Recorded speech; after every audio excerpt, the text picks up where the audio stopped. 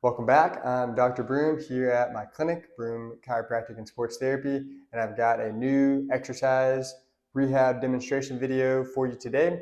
We're going to be dealing with the shoulder joint today, that glenohumeral joint, and I'm going to demonstrate and talk through the benefits of shoulder CARs.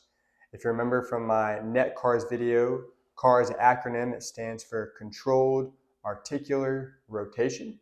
So articular just being a fancy word referring to the joint, and then controlled, the intention of the movement, and then rotation more so is really range of motion. And so we're going to take the shoulder joint through all of its ranges of motion in a very controlled, intentional manner for the purpose of increasing range of motion, especially increasing the range of motion that we can control. And it has a little bit of the strength component as well. You'll notice that this one is fairly difficult on the shoulder musculature. So why would we do this? What would be the benefits? Well, let's say we've got some shoulder stiffness going on. Obvious benefit would be to increase the range of motion. But other than that, one thing that's very beneficial about the CAR exercise in general for any joint is that it increases the amount of mobility that you're able to access yourself. So oftentimes patients will come in, they'll be complaining of stiffness in some particular area of the body, and I can take that joint and manipulate it or move it, mobilize it into a decent amount of range of motion to where I'm thinking in my head, it's really not that stiff. I can move it a lot. If we take from having perfect 100% range of motion, I can move it 90% of the way there. Whereas in your head, you may feel like, no, this area is so tight, it's so stiff. I only have 40% of my range of motion where I should have 100%. Whereas, like I said, passively, when you're relaxed, I can get you almost 90% of the way there. So what's that gap from you feeling like it's 40 and me feeling objectively that it's 90? Well, that is what you're able to control yourself. So I want you to be able to move your joints at that 100% capacity. Well, that involves you being able to have control over your musculature, control over how balanced the musculature is, around whatever joint it is that's going to accomplish that task. So the CAR is a really good way to improve your controlled mobility. Okay, if we use the shoulder for example, you need to reach behind you in the car to reach and grab something, and that requires a bunch of shoulder extension back this way and some shoulder rotation. Okay, well, if you don't have the ability to control that to get yourself there, okay, it's either going to hurt or you're just not going to be able to do that task. You're going to have to compensate by rotating the back a lot or leaning back or something. Somewhere's going to have to give in order for you to accomplish that task. But let's say I take the joint, you're relaxed, and I sit there and move it around, and I can move it far back, and I can twist it, and I can get you all the way back there, okay? Well, that doesn't help you out when you're in the car needing to reach it because I'm not there to move your arm to get you in that position. You need to be able to do it yourself. So without further ado, the shoulder CAR. I've got a little 1 pound weight here just to emphasize how difficult the exercise is. You don't need a lot of weight to challenge it. You can do it just without any weight. But this is a good implement for you to be able to visualize and see what I'm doing with my hand and rotating. You can do the exercise multiple ways. You can do it seated at the end of a table or chair. You can do it standing up, okay?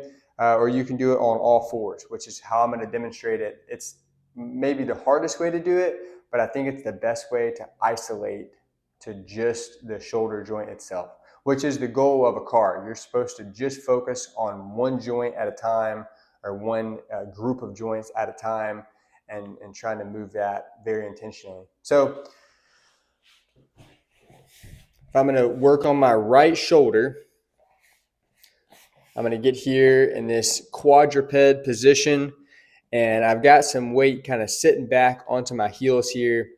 That way I don't have too much load out on my arms here, okay? This would put a ton of strain on me trying to move my shoulder around with all my body weight forward. So I'm gonna sit back on the heels. That way my hips are holding me up a little bit.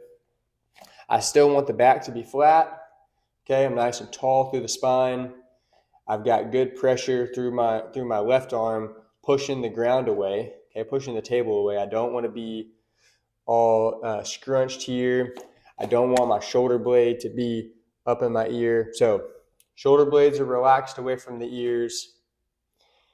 I've got good pressure through the hand. And now I'm going to take my plate here, and I'm going to start with the arm out in front of me, elbow locked out, and I'm just trying to move the shoulder joint.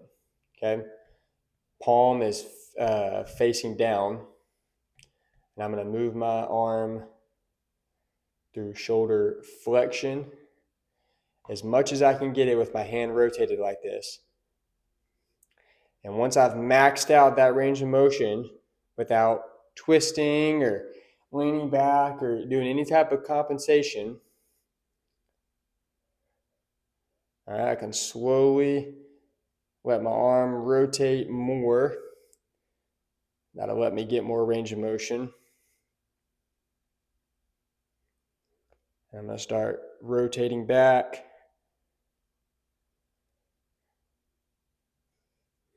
I'm now just purely out to the side. I'm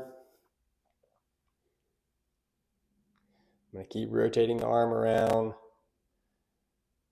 to where I'm getting my shoulder back in just pure extension.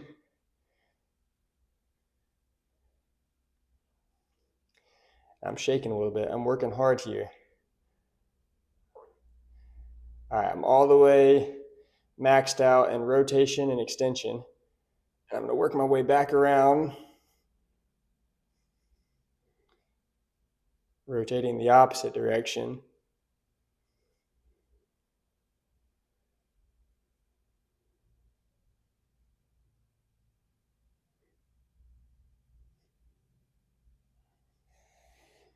There.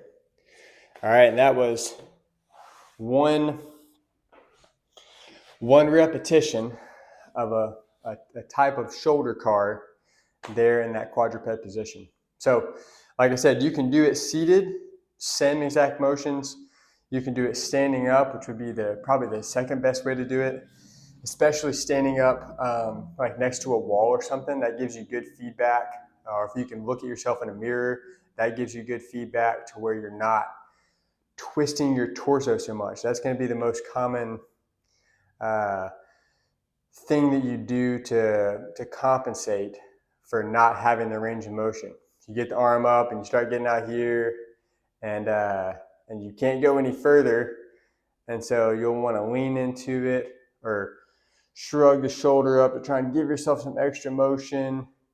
Or maybe you get back here and you don't have much more, so you start twisting or you start leaning. So don't cheat the movement. Just isolate to the shoulder, do the best you can to just move your shoulder joint and not let anything else help you. So keep the rest of your body stiff.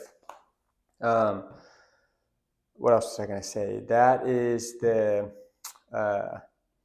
full motion. How many times should you do it? Well, I would say if you got 3 repetitions on each arm, and 1 rep takes you about a minute or so, kind of how I demonstrated there. I went a little bit fast on the way back around just for the sake of the timing on the video, but it should be very slow, very controlled.